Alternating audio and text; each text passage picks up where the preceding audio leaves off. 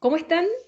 Gusto de saludarlos nuevamente en un nuevo capítulo de Conversaciones Desastrosas. Hoy día seguiremos abordando temas que son importantes para el debate constituyente y vamos a entrar en un tema súper clave y que además hay mucho que analizar y comprender también para aquellos que han escuchado hablar de este tema, pero no saben mucho de qué se trata y cómo podría incorporarse dentro de la Constitución. Y para ello, estoy muy contenta que haya aceptado la invitación la doctora Verónica Delgado, que es colega de la Universidad de Concepción. Ella es doctora en Derecho y especialista, una de las grandes especialistas en Derecho ambiental que tenemos aquí en Chile. Por lo tanto, es un tremendo gusto que podamos conversar de estos temas contigo, Verónica. Bueno, muchas gracias, Paulina, por cada una de tus palabras y en realidad yo feliz de participar y ojalá que no quede un desastre. Mira, todas las conversaciones han sido desastrosas, así que esa no será la excepción. Verónica, ¿por qué es importante abordar el tema del medio ambiente en el proceso constituyente?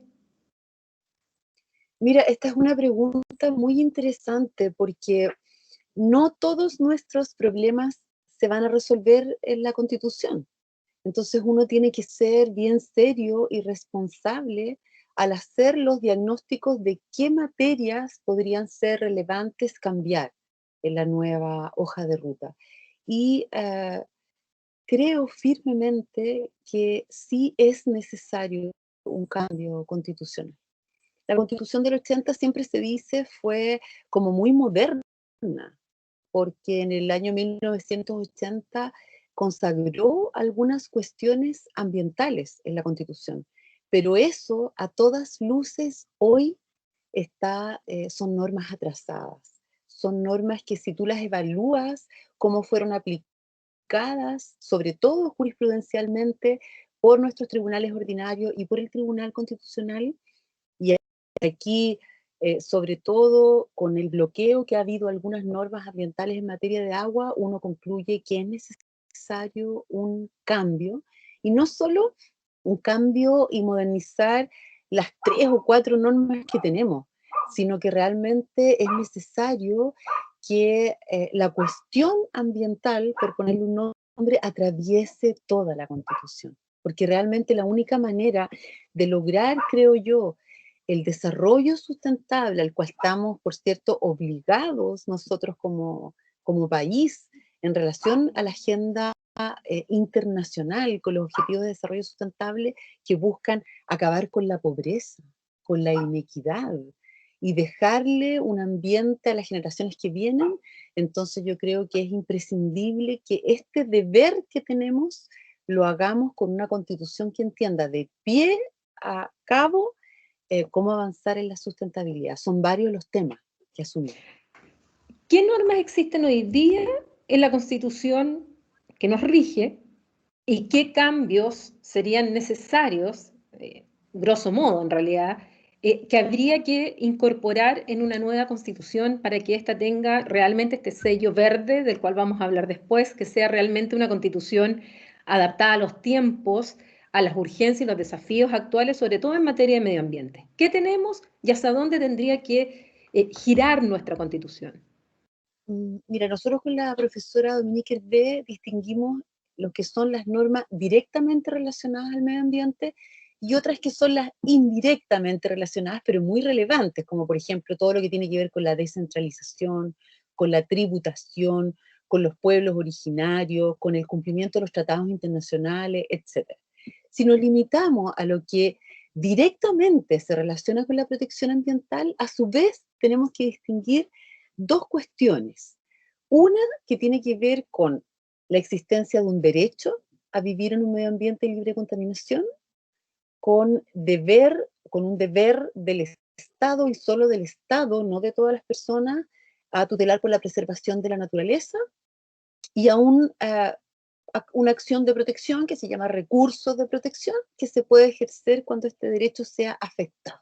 Este es un primer bloque de lo que tenemos y que debe ser modificado ese bloque completo. Por ejemplo, el derecho solamente resguarda lo ambiental como que si fuera algo individual, cuando el medio ambiente y la afectación al medio ambiente es lo más colectivo y difuso que existe. O sea, lo que afecta a un elemento del medio ambiente o a un ecosistema nos afecta a todos finalmente o a muchos. Y eso no lo entiende la Constitución. La Constitución garantiza que tú puedas ejercer un recurso de protección, pero entendiendo que el derecho a vivir en un medio ambiente libre de contaminación es como de una persona y es ese afectado el que tiene que reclamar. Y en realidad es muy acotado porque es a vivir, es un derecho que solo protege a las personas y no a los ecosistemas cuando están siendo vulnerados y que se limita a una hipótesis, a vivir en un medio ambiente libre de contaminación. Y los atentados al medio ambiente no tienen que ver solo con contaminar, cortar un bosque nativo, ¿ah? No es contaminar. Y si bien la jurisprudencia ha ido avanzando, yo creo que hay un punto importante que modificar acá e incorporar la variable ecosistémica y que estén como garantizado como derecho también el que este derecho a un ambiente, no el derecho a vivir, sino que el derecho a un ambiente sea uno sano, libre de contaminación, pero también a uno ecológicamente equilibrado. En O cuanto sea, en el al... fondo estamos hablando de un tema de filosofía, de concepción de lo que es el medio ambiente en una constitución. O sea, Claro, sí, tan profundo como eso. es profundo porque la Constitución no logra entender el carácter colectivo de lo ambiental y por eso pone tantas limitaciones. Por ejemplo, para ejercer el recurso de protección hay una norma que protege a todas las garantías constitucionales, pero hay un inciso especial para lo ambiental y dice que solamente se puede ejercer cuando sea afectado. En el inciso primero se habla de amenaza. Bueno, la jurisprudencia afortunadamente también ya lo entendió, que solamente se pueden probar ilegalidades. O sea, en cualquier otra garantía constitucional tú puedes probar que algo, un acto es ilegal o arbitrario. Nosotros no, en ambiental solamente que es ilegal. Y bien sabemos que Chile es uno de los países que tiene una brecha enorme en relación a las normas que no ha dictado. En Quintero Huachuncaví se habla de gases de 9 que no tenemos normados. Y el concepto de contaminación que hay en la ley de base del medio ambiente, quizás el peor que tenemos, dice que solo hay contaminación cuando tú vulneras una norma. Entonces, si no tenemos esas normas, no hay contaminación desde el punto de vista legal y no se podría afectar la garantía constitucional. Entonces, hay avance en la jurisprudencia, pero yo creo que es mejor tener reglas claras. El deber es otra cosa que tenemos que modificar. Todo el mundo ha entendido que para proteger el medio ambiente y proteger a las personas y a los ecosistemas de los efectos, por ejemplo, del cambio climático, la sequía, las inundaciones, las olas de calor, los mega incendios, hay que desarrollar una cultura no solo basada en derechos, sino sobre todo en deberes, en que todos aportemos a la sustentabilidad. Y en cambio, la Constitución solo impone un deber al Estado y un deber chiquitito, que es preservar la naturaleza. Y el medio ambiente incluye la naturaleza y además el patrimonio cultural.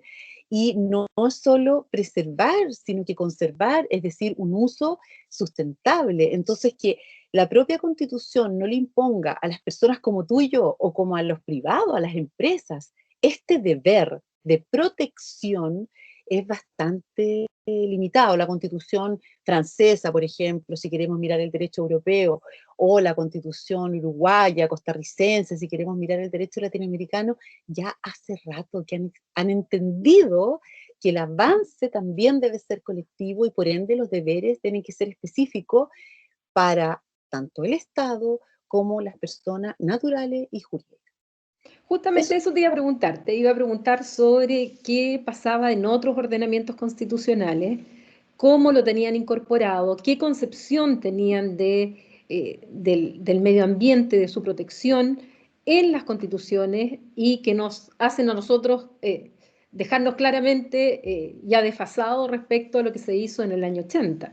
Y tú ya señalabas entonces la Constitución francesa, Costa Rica, Uruguay, o sea, tampoco estamos hablando solo de los modelos nórdicos, por ejemplo, estamos hablando de países latinoamericanos que han entendido justamente de cómo en sus constituciones tratar el medio ambiente para que éste sea efectivamente protegido y no solo, como tú señalas, desde el punto de vista individual y de vivir en un medio ambiente libre de contaminación, sino que esta palabra que se ocupa tanto en otras disciplinas, en derecho no la usamos tanto como es el ecosistema.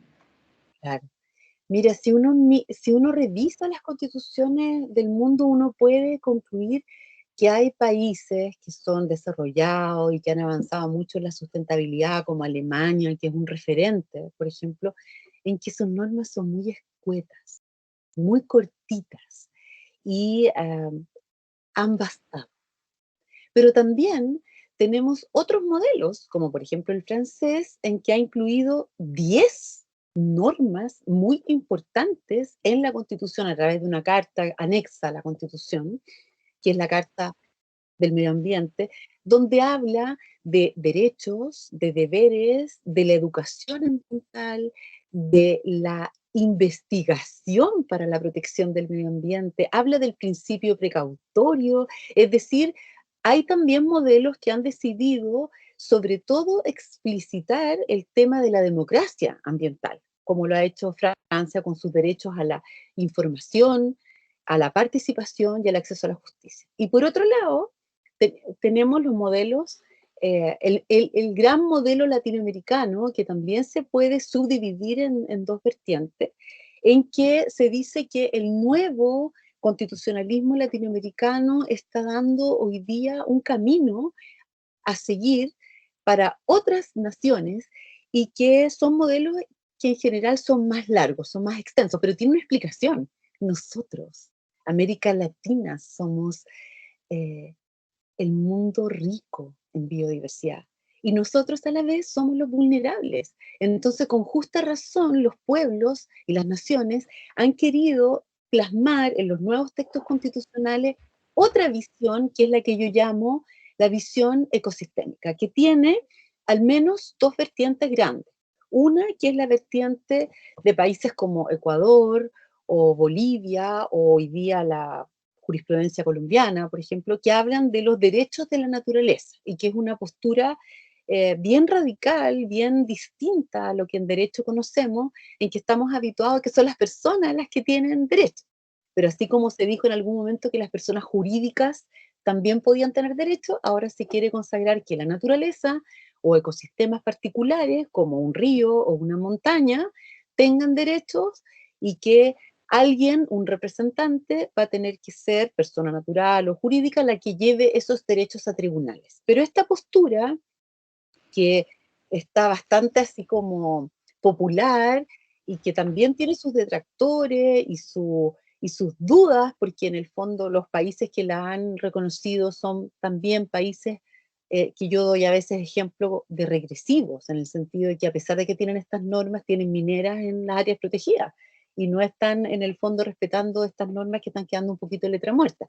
Pero también hay otro gran grupo de países latinoamericanos, donde está Perú, donde está Costa Rica, donde está Uruguay, en que han ambientalizado sus constituciones incorporando normas donde imponen deberes específicos al Estado de, por ejemplo, permitir el aprovechamiento de los recursos naturales a través de concesiones o permisos, pero que esas concesiones o permisos siempre tienen que tributar al interés social o al interés ambiental. Obligan, por ejemplo, a que la planificación del territorio, que nosotros no tenemos, sea sustentable.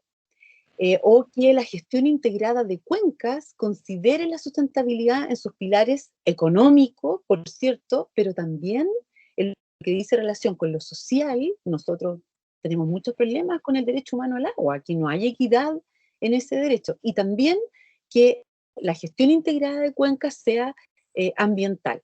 Entonces, estamos viendo cómo las constituciones se hacen más verdes, están avanzando lo que pasó en la década del 80 y del 90, y están consagrando, y lo están haciendo a través de deberes específicos que mencionan ecosistemas, ciclo hidrológico, proteger los glaciares, proteger en el fondo todo aquello que se ha develado patrimonio común a veces de la humanidad o patrimonio específico, estratégico de cada país.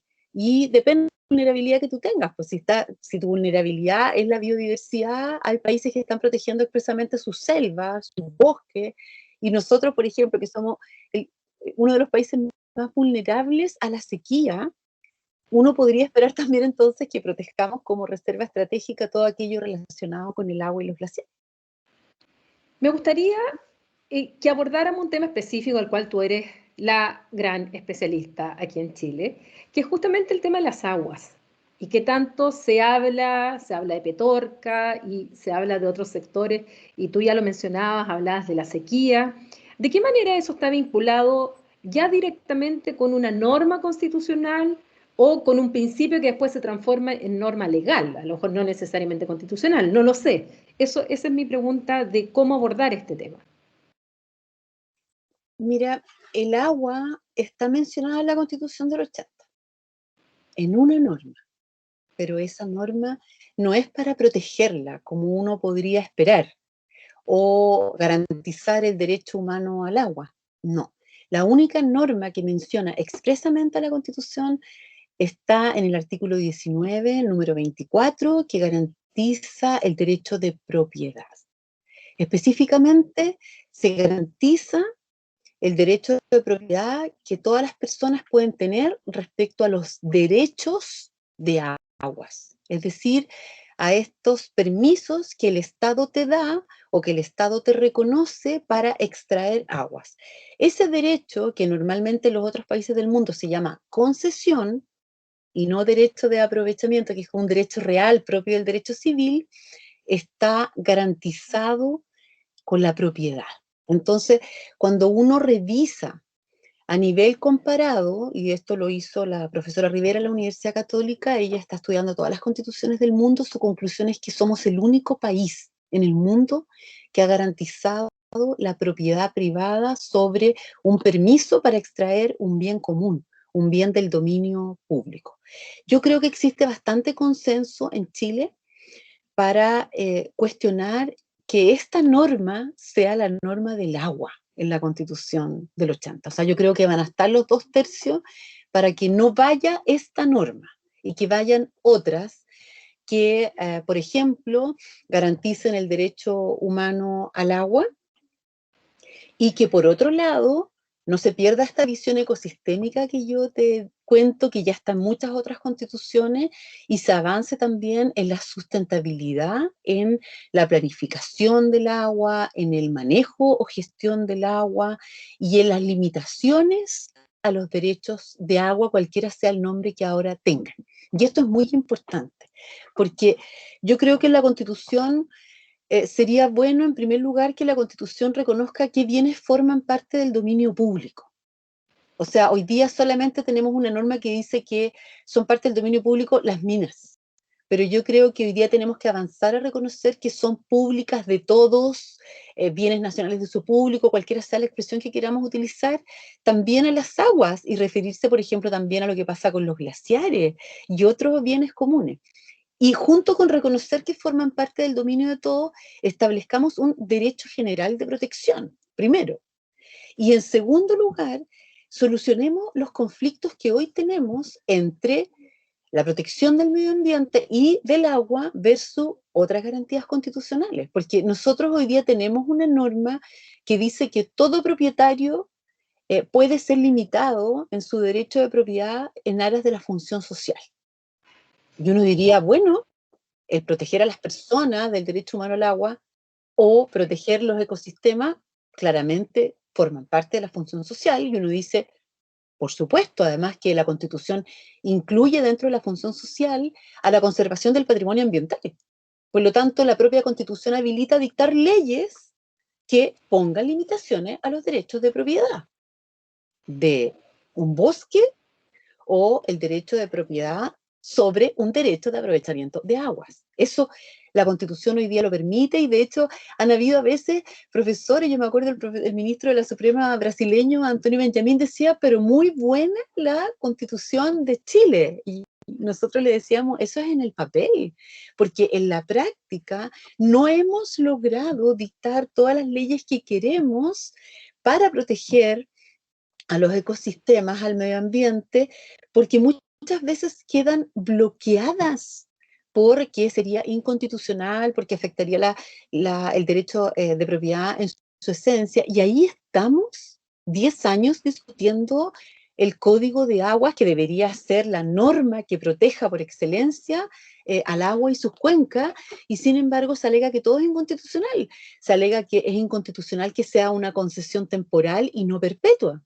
O sea, en Chile se dan los derechos de agua a perpetuidad, y en general las concesiones en Chile y en el resto del mundo son temporales, pueden prorrogarse, pero son temporales. Acá se dan gratis para toda la vida, ni siquiera tienes que decir para qué quieres usar el agua, y puedes decir que la quieres usar para un uso, una hidroeléctrica, y mañana vendérselo a cualquier otro uso, y se vende en un mercado de agua a millones y millones de pesos, y sin limitaciones, sin que el Estado pueda decir, oigan, miren, hay una tremenda sequía y escasez hídrica, tu papelito dice que tienes 10 litros por segundo, pero sabes que no hay agua, entonces yo te lo voy a ajustar y te voy a dar menos lo que realmente existe en la cuenca, con un porcentaje de la disponibilidad que hay.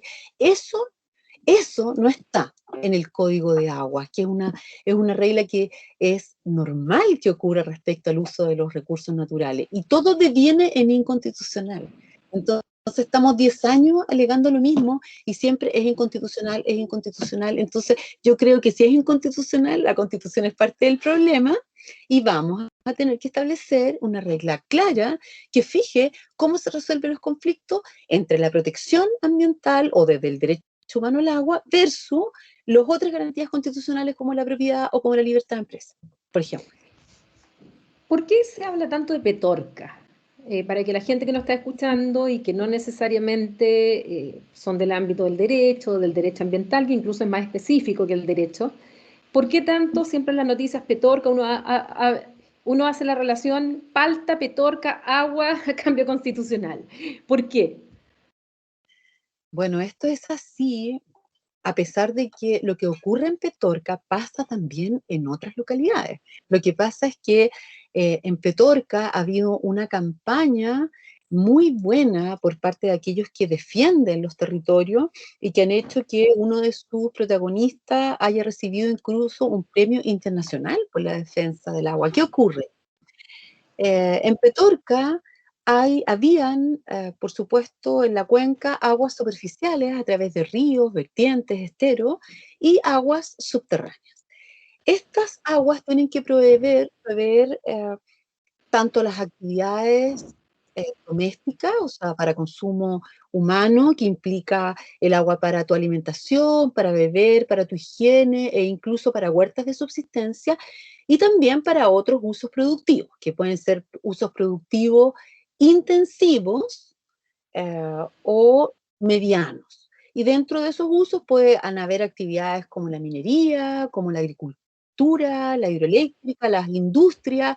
No tenemos usos prioritarios en nuestra Constitución ni en el Código de Aguas, como teníamos antes los códigos anteriores, en que había un orden de prelación. O sea, si falta el agua, se la vamos a dar primero a las personas, y así distintas actividades. Nosotros no tenemos este orden de prelación, es un gran error, y entonces en Petorca no hay agua para la gente, no hay agua para los ríos y vertientes, y se han secado, pero sí hay agua para un uso productivo específico, que es la agricultura intensiva de limones y especialmente de muchas paltas.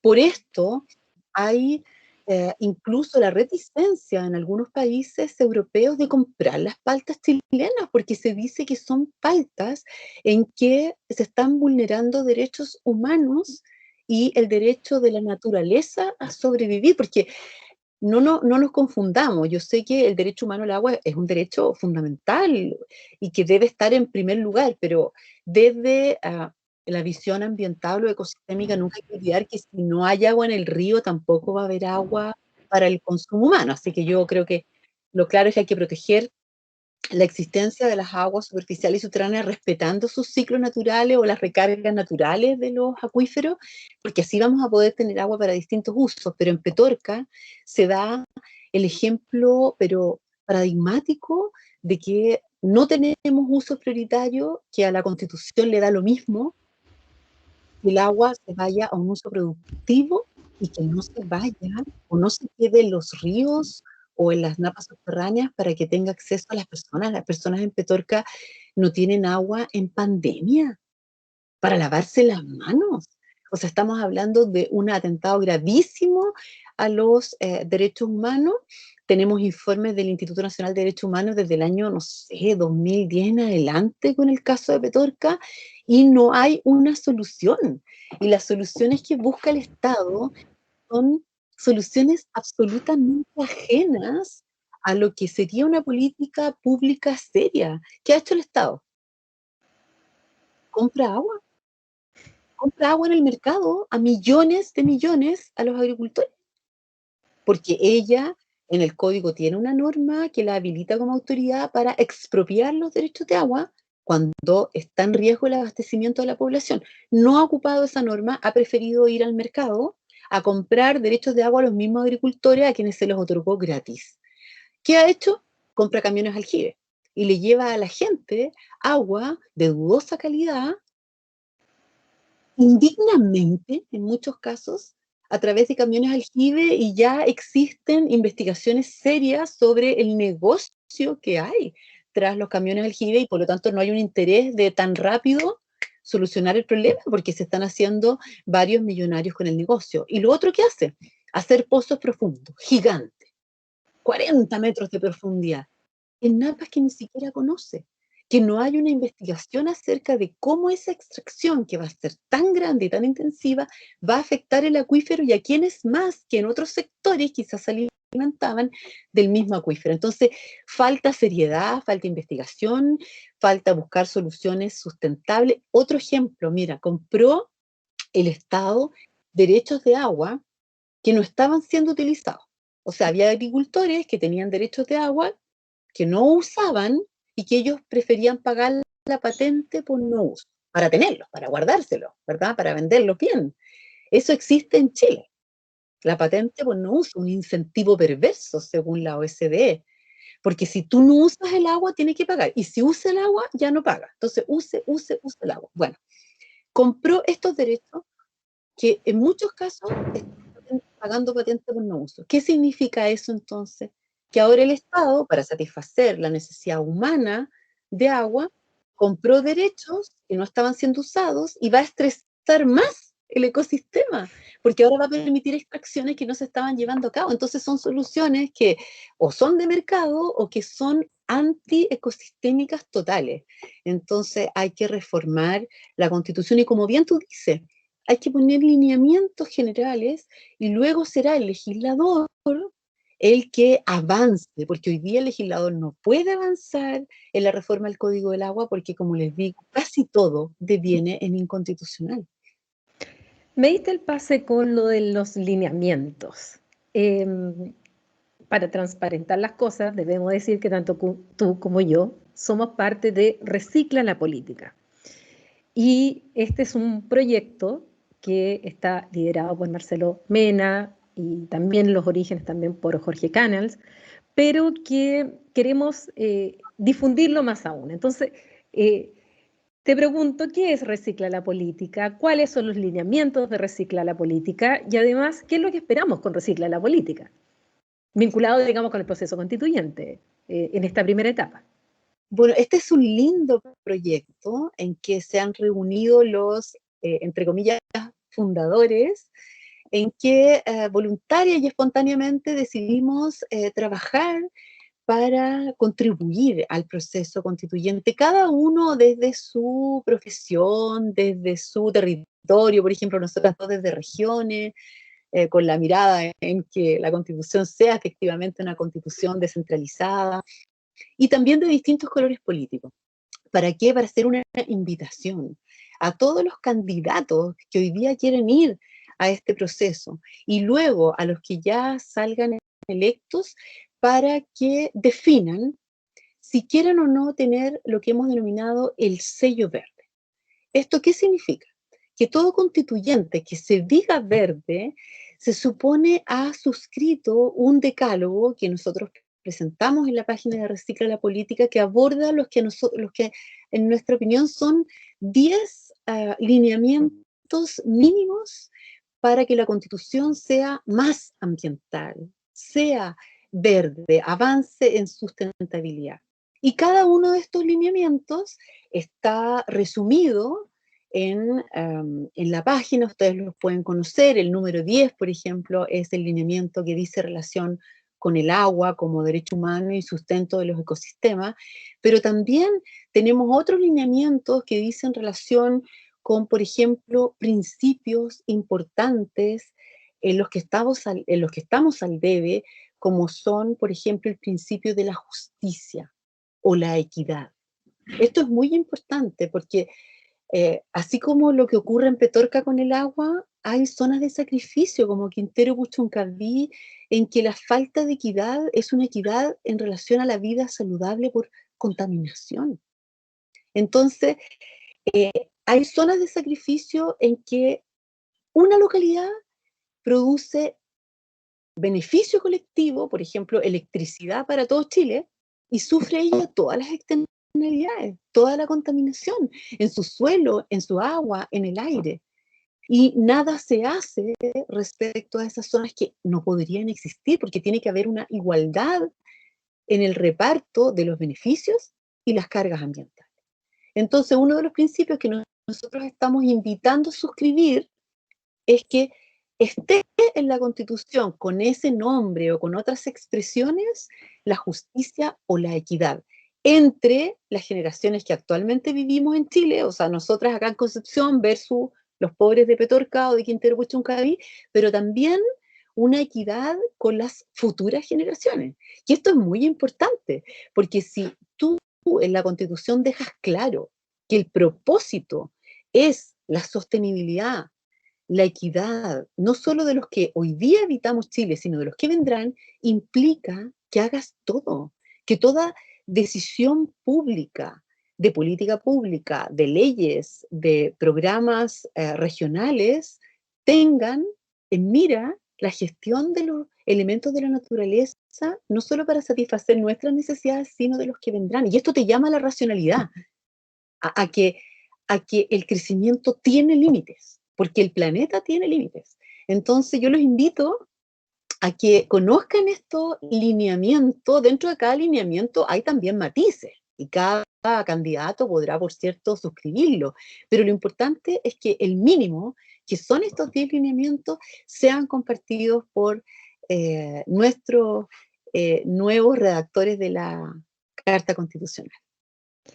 Para terminar, Verónica, ¿qué diferencia hay entre sostener, o como dice nuestra Constitución, este derecho a vivir en un ambiente libre de contaminación comparado con esta idea de el ambiente sano?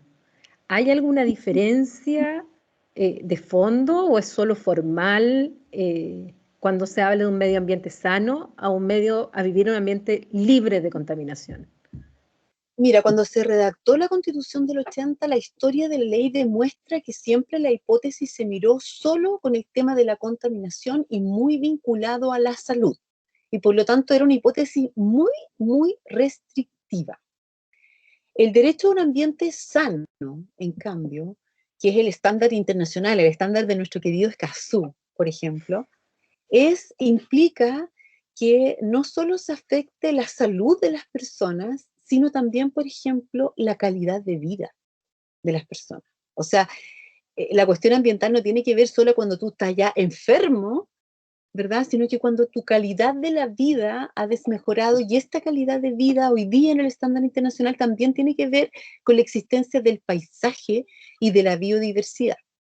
Hay fórmulas hoy día que son incluso más expresas, en el sentido que hablan de que sea sano y ecológicamente equilibrado. Entonces ahí ya la visión ecosistémica queda absolutamente reflejada, pero hay muchos países en que la fórmula derecho a un ambiente sano basta para incluir la visión colectiva del ambiente, la visión más ecosistémica del ambiente, y que no solo dice relación con la salud. Ahora, si uno lo mira jurisprudencialmente, y a mí que me gusta enseñar el derecho ambiental real con caso, yo he visto una evolución en nuestros tribunales, sobre todo en la Corte Suprema, en que se ha avanzado a pesar del tenor literal de la Constitución que dice a vivir en un ambiente libre de contaminación. Hemos avanzado a protección de calidad de vida, por ejemplo, pero estamos lejos todavía de que tú puedas ejercer un recurso de protección para proteger directamente un ecosistema, cuando, a pesar de que tú no eres dueño del ecosistema, no eres propietario ribereño del río, no tienes derechos de agua, el bosque no es tuyo, cuesta mucho llegar a que vía recurso de protección protejamos la integridad de un ecosistema. Tenemos dos fallos emblemáticos y que yo los he comentado y que tiene que ver con la protección de humedales, pero siguen siendo casos bien excepcionales y en todos ellos la Corte se ha preocupado igual de dejar constancia de la visión antropocéntrica. Por ejemplo, protegió la laguna San Pedro acá en la región del Biobío del esquí acuático porque se iba a contaminar, diciendo que no olviden que esta laguna para el terremoto dio agua para la población y por lo tanto es necesario preservarla. O en el sur protegió a otro humedal que estaba siendo desecado y dijo hay que protegerlo porque él permite recibir todas las aguas lluvias y que no hayan inundaciones de la población. Entonces siempre tiene una mirada antropocéntrica, pero ha avanzado y podrá avanzar mucho más si es que cambiamos la Constitución. Para aquellos que no entiendan los conceptos, ¿qué es antropocéntrico? ¿Qué es tener una visión antropocéntrica?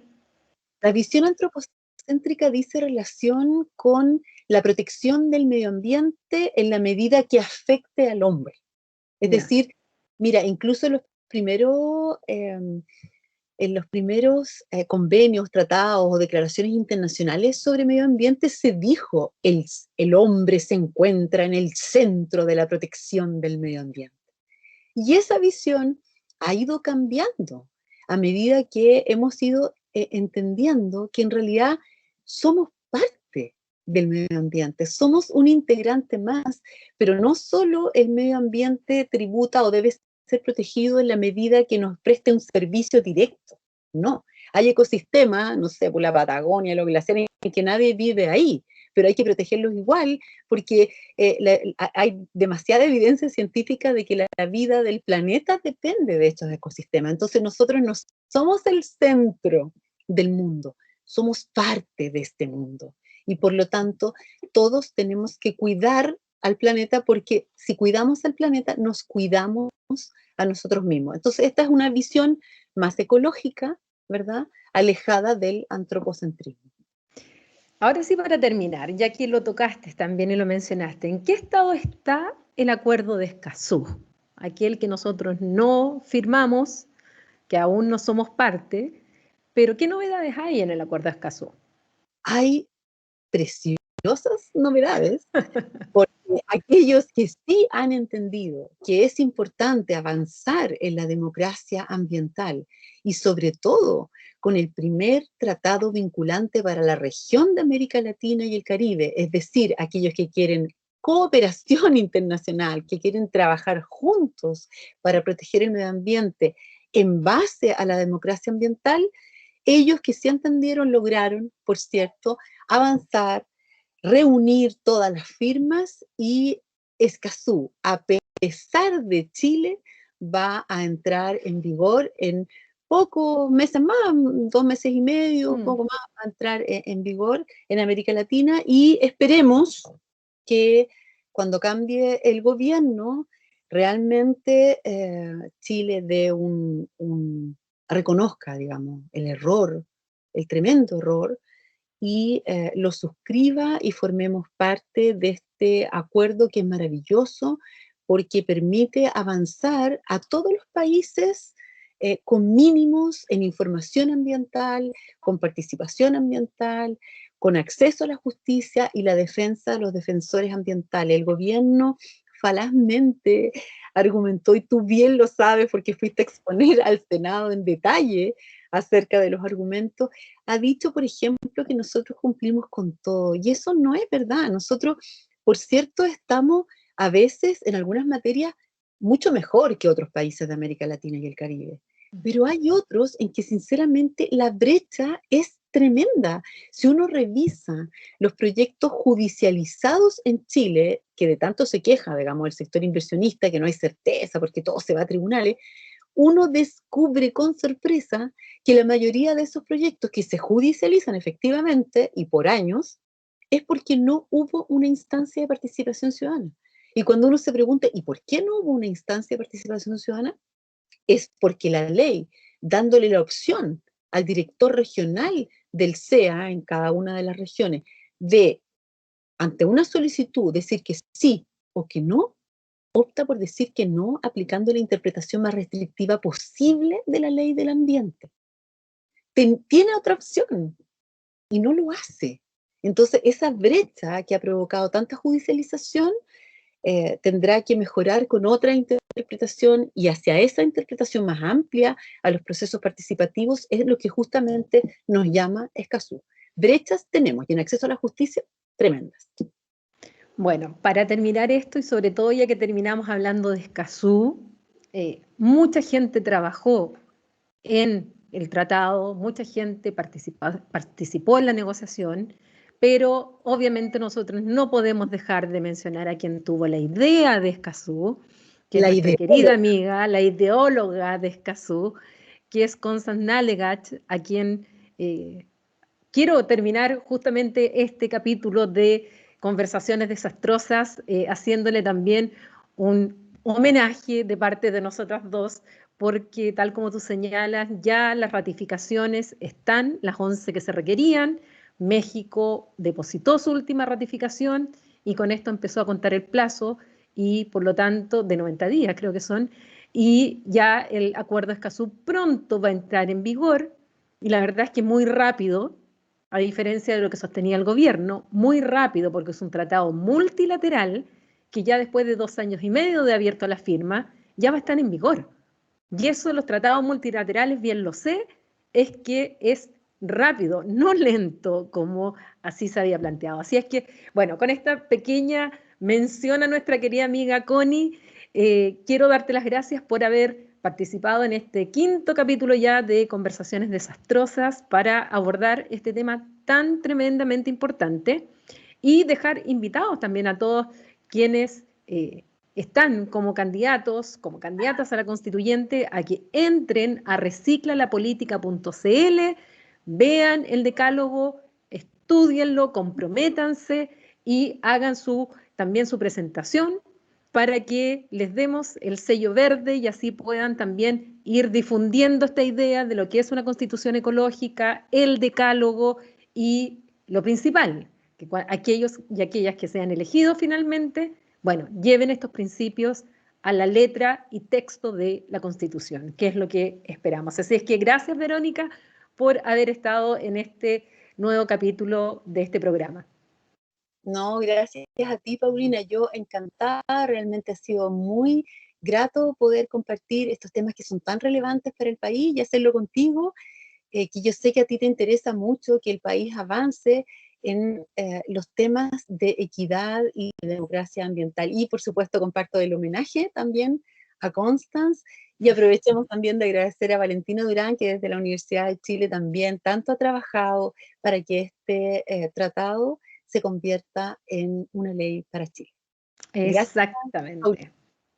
Gracias, Verónica. Sí, por supuesto, a Vale también, que fue harto esfuerzo. Lamentablemente Chile no es parte todavía, pero esperamos que en algún momento, y estoy segura que Chile también va a adherir a este tratado, que lo necesitamos. Así es que así damos por terminado este nuevo capítulo.